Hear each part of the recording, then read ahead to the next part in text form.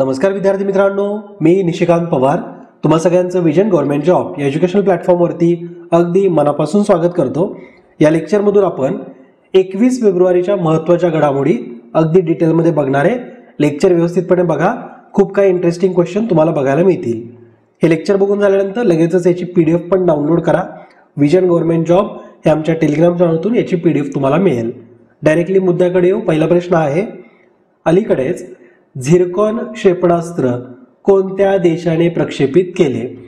झिरकॉन नावाचे एक मिसाईल आहे जे की रिसेंटलीच एका सैन्य दलाने कीव वरती टाकले। कीव, आता कीव कुठे आहे तुम्हाला माहिती आहे, हे रशिया आणि युक्रेन यांच्यामधला जो वाद सुरू आहे, सध्या युद्ध सुरू आहे, ह्यामधलंच कीव हे युक्रेन मधलं ठिकाण। यावरती रशियन सैनिकांनी हे 3M22 झिरकॉन क्षेपणास्त्र प्रक्षेपित केले। म्हणजेच या प्रश्नाचं उत्तर आहे रशिया, पर्याय क्रमांक 1। ओके, हे जे 3M22 झिरकॉन हे जे क्षेपणास्त्र आहे हे रशियाने विकसित केलेलं आहे। हे जे मिसाईल आहे हे पूर्णपणे स्क्रॅमजेट शक्तीवरती चालणारं हायपरसॉनिक क्रूज मिसाईल आहे। ओके, हे क्षेपणास्त्र हे वेगवेगळ्या रडार शोधक मार्गदर्शक प्रणालीचा वापर करून बनवलेलं आहे। चीनच्या DF-17 आणि रशियाचं दुसरं अवॅनगार्ड यांसारख्या हायपरसॉनिक क्षेपणास्त्रापेक्षा थोडंसं हे वेगळं आहे, म्हणजे आपल्या ब्रह्मोस पेक्षा हे थोडंसं वेगळं आहे, ऍडव्हान्स टेक्नॉलॉजीचं आहे, ते म्हणजे झिरकॉन। ठीक आहे, पुढचा प्रश्न, इंटरनॅशनल एनर्जी एजन्सी विषयी अयोग्य विधान ओळखा। पहिलं विधान, 1974 मध्ये याची स्थापना केली गेली। दुसरं, त्यात औद्योगिक राष्ट्रांना ऊर्जा धोरणाबाबत सल्ला दिला जातो। आणि तिसरं विधान आहे, IEA चा उमेदवार देश ओपेकचा सदस्य देश असणं आवश्यक आहे। तर यापैकी जर समजा एक्झाम मध्ये जर असा क्वेश्चन आला तर यापैकी अयोग्य विधान तुम्हाला कुठलं वाटणार आहे? IEA बद्दल जर बघितलं तर ही एक इंटरनॅशनल एनर्जी अलायन्स आहे। मग याच्या स्थापनेचं वर्ष जर तुम्हाला माहित नाही तर तिथं कन्फ्युजन होईल। पण ओपेकचा जर सदस्य असेल तर तो IEA उमेदवार असणार आहे, तर हे कंपल्शन असू शकतं का? तर नाही। म्हणजे जरी इन केस आपल्याला ठोकायचीच वेळ आली तर पर्याय क्रमांक 3 ला टच करून या, म्हणजे अयोग्य विधान ते असू शकतं। ओके, तर IEA चा उमेदवार देश ओपेकचा सदस्य असावा असं कुठलंही बंधन नाहीये। हा, ओपेकच्या ऐवजी OECD चा तो सदस्य असणं हे आवश्यक आहे। OECD म्हणजे काय? Organisation for cooperation and development. ह्याची स्थापना 1961 मध्ये झाली होती। डेव्हलपिंग कंट्रीज याच्यामध्ये आहे, जसं की, आणि याचं हेड ऑफिस सुद्धा फ्रान्स मध्ये आहे, पॅरिस या ठिकाणी।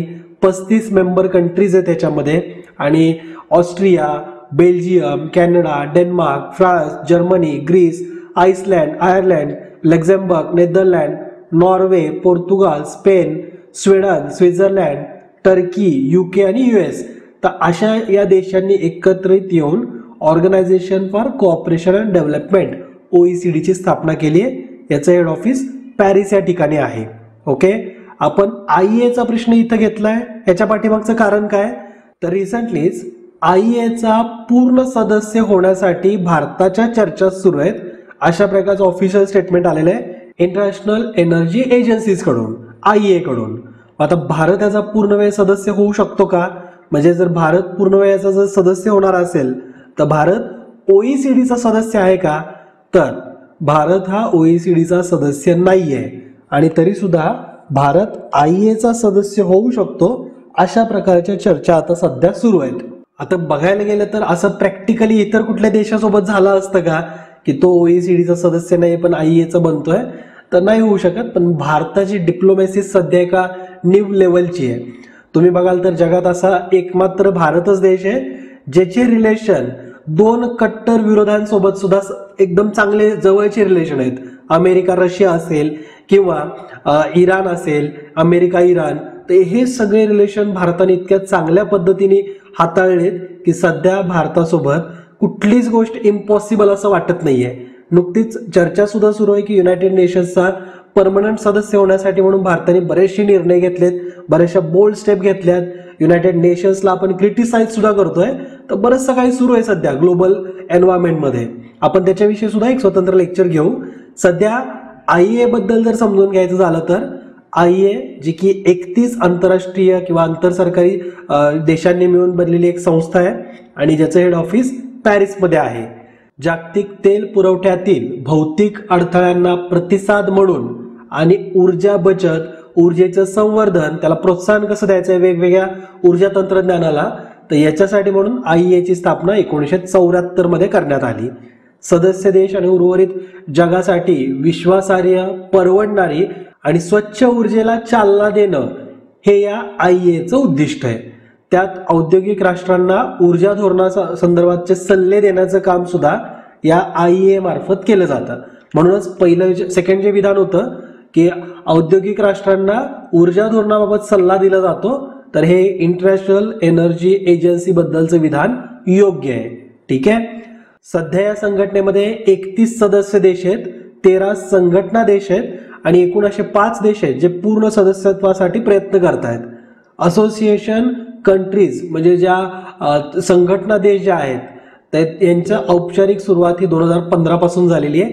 हे 13 देश 2015 मध्ये ऍड करण्यात आलेत. सध्या भारत, ब्राझील, चीन, दक्षिण आफ्रिका यासह इतर 11 देशांचा संघटना देश किंवा असोसिएशन कंट्रीज म्हणून उल्लेख केला जातो. ओके. आणि पूर्ण जे सदस्यत्वासाठी प्रयत्न करणारे देश आहेत त्याच्यामध्ये चिली, कोलंबिया, इस्रायल, लॅटेविया आणि कोस्टारिका, तर हे 5 देश हे पूर्ण सदस्यत्वासाठी प्रयत्न करत आहेत. ठीक आहे. पण याच्यामध्ये भारताचा सुद्धा समावेश होऊ शकतो अशा प्रकारच्या चर्चा सुरू आहेत. ओके.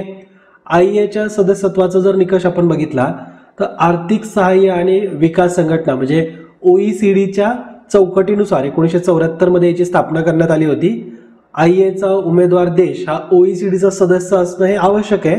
OECD ही IEAच्या आधी स्थापन केलेली संघटना आहे ना, 1961 मध्ये स्थापन केली बघा ती, आणि IEA 1974 मध्ये. ओके. पुढचा प्रश्न बघू. IMFच्या ताज्या आकडेवारीनुसार सध्या जगातील सर्वात मोठ्या अर्थव्यवस्थांच्या यादीत भारत डॅश डॅश क्रमांकावर आहे. सध्या भारत कुठल्या स्थानावरती आहे बरं? तर भारत सध्या 5व्या स्थानावरती आहे, पर्याय क्रमांक 4. हा विषय रिसेंटली चर्चेमध्ये आला होता कारण जपान हा आता जगाची 3री सर्वात मोठी अर्थव्यवस्था राहिलेला नाहीये.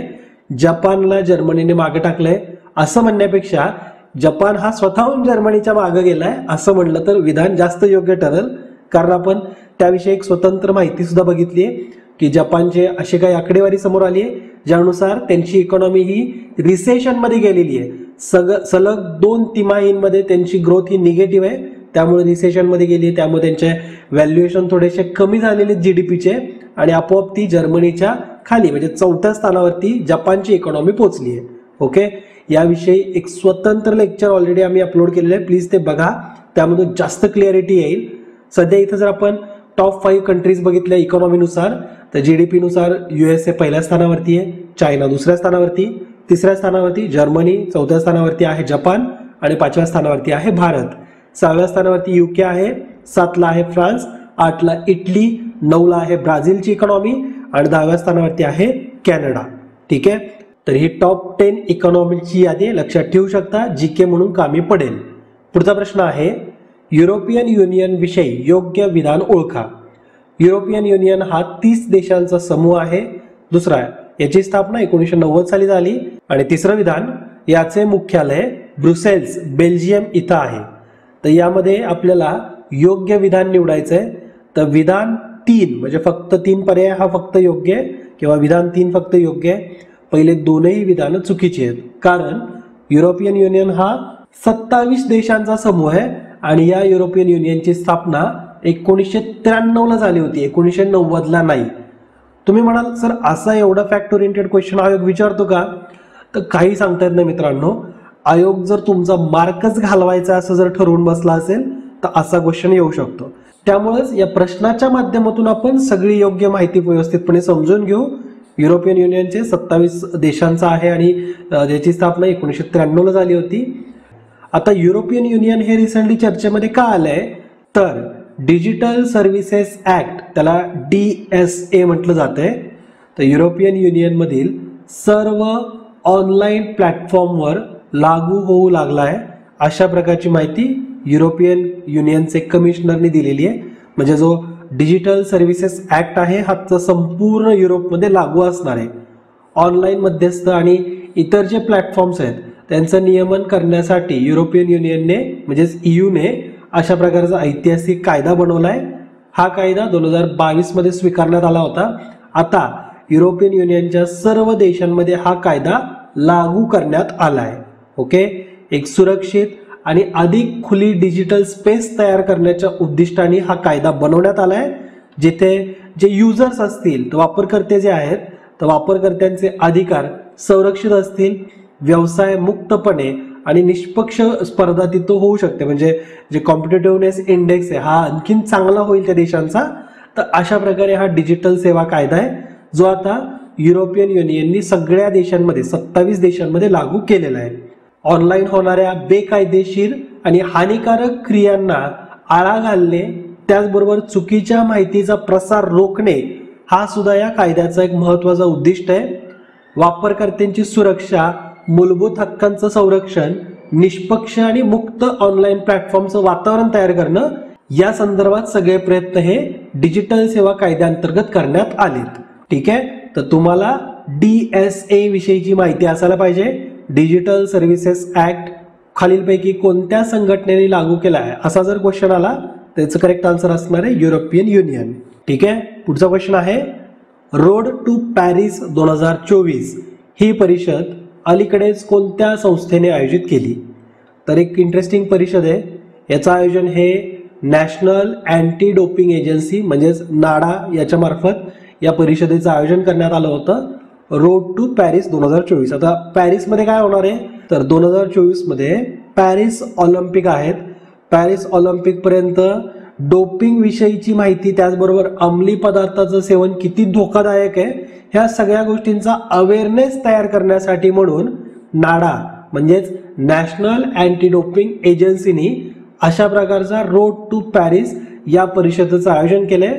या परिषदेचं पूर्ण नाव काय आहे तर road to Paris 2024 championing clean sports and uniting for anti doping अशी याची पूर्ण थीम आहे किंवा या परिषदेचं पूर्ण नाव. ओके, तर लक्षात ठेवायचं आहे ॲटलिस्ट रोड टू पॅरिस 2024 हे कशा संदर्भात परिषद आहे ही तरी तुम्हाला माहिती पाहिजे. आणि याचं आयोजन कोणी केलंय तर ते म्हणजे नाडानी. ठीक आहे, पुढचा प्रश्न dash dash open AI text to video model सादर केले. म्हणजे इथं आपल्याला टेक्स्ट टू व्हिडिओ पासून जे काही टेक्स्ट टू व्हिडिओ मॉडेल जो बनलाय याचं नाव काय हे तुम्हाला विचारलंय तर ते आहे सोरा. तर सोरा हे चॅट GPT पासूनच तयार करण्यात आलेलं आहे. आता हा प्रश्न इथं का घेतलाय बरं, कारण मित्रांनो सायन्स अँड टेक्नॉलॉजीवरती राज्यसेवा पूर्व आणि मुख्य दोन्हीमध्ये क्वेश्चन येतात. सायन्स म्हणजे फक्त बायोलॉजी, फिजिक्स, केमिस्ट्री नाहीये. सायन्स टेकवरती क्वेश्चन येतात, इस्रोवरती येतात, रिसेंटली रणगाड्यावरती सुद्धा क्वेश्चन विचारलेला आहे. त्यामुळं मिसाईल टेक्नॉलॉजीजवरती पण क्वेश्चन येतात, ब्रह्मोसवरती क्वेश्चन येऊन गेलेले आहेत. त्यामुळे तुम्हाला थोडा आता झापड बाजूला करायची आहे. अभ्यास जो तुम्ही असा मे बी झापड लावून जर केला असेल तर त्याला थोडा आता बंद करा. ह्याचा शेवट 2024च्या या परीक्षेने होऊन जाईल, कारण 2025 पासून तुम्हाला लिहायचं आहे. लिहिताना तर तुम्हाला काही गोष्टी फॅक्ट म्हणून माहिती असायला पाहिजे, त्याच्याबद्दलची इन्फॉर्मेशन जर असेल, वाचन जर असेल तरच ते तुम्हाला कागदावरती उतरवता येणार आहे. त्यामुळं अजिबात असा अभ्यास सीमित ठेवू नका. जिथं कुठं चांगली माहिती तुम्हाला ऐकायला बघायला मिळते, वाचायला मिळते, वाचत चला. फक्त तुम्हाला प्रायोरिटी सेट करायची की हा करंट अफेअरला मग मी दिवसातले किती तास देणार आहे, किती वेळ देणार आहे, एक किती पोर्शन आपण या गोष्टींना दिला पाहिजे. कारण करंट अफेअर हे इतका वास्ट सब्जेक्ट आहे ना, प्रत्येक 5 मिनिटाला काही ना काही महत्त्वाचं घडतच असतं. पण ते आपल्याला एक्झाम पॉईंट ऑफ व्ह्यूज महत्त्वाचं आहे की नाही हे तुम्हाला कसं कळणार. त्यासाठी एक ठराविक लिमिट जर सेट केली आपण की मी दिवसातला लेट्स से की 1.5 तासाचा वेळ मी करंट अफेअरच्या अभ्यासाला रिव्हिजनला देणार आहे तर तेवढाच द्यायचा. बाकी दिवसभर करंट अफेअर बघत बसायचं नाही. इंटरेस्टिंग वाटतंय म्हणून ऐकतच सुटलाय असं करू नका. ओके, तर चॅट GPTने विकसित केलेली जी AI agency company open AI जो प्लॅटफॉर्म आहे त्याचाच वापर करून टेक्स्ट टू व्हिडिओ मॉडेल सोरा हा सादर करण्यात आला. कंपनीचं हे नवीन AI टूल असणार आहे. टेक्स्टच्या माध्यमातून सूचनांवरून व्हिडिओ तयार करता येतोय. सध्या सोरा फक्त निवडक लोकांसाठीच अवेलेबल आहे, म्हणजे टेस्टिंग मोडमध्ये असल्यामुळं. आता याच्यामध्ये ना साधारण टेक्स्ट पासून व्हिडिओ हा 1 मिनिटापर्यंतचा व्हिडिओ तयार होतोय. मॉडेलला भाषेचं सखोल ज्ञान सुद्धा देण्यात आले, त्यामुळं ज्यावेळेस ते वाक्य डिलिव्हर केले जातात त्याच्यामध्ये एक्सप्रेशन सुद्धा आहेत. ओके, आणि त्याच्यामुळे हे जो काही मॉडेल आहे हे फक्त ज्या सूचना दिल्यात एवढंच कार्य न करता भौतिक जगाच्या गोष्टींचा सुद्धा समावेश करून माहिती देतोय. ठीक आहे, तर एवढी काही माहिती या लेक्चरच्या माध्यमातून आपल्याला घ्यायची होती. आय होप हे लेक्चर तुम्हाला आवडलं असेल. लेक्चर कसे वाटतात आम्हाला कमेंट करून प्लीज कळवत चला. तुमच्या रिस्पॉन्सवरतीच आम्हाला एक मोटिवेशन मिळत राहतं. तुमच्या रिस्पॉन्सवरून आम्हाला एक अंदाज येतो की तुम्ही कशा पद्धतीने अभ्यास करत असाल.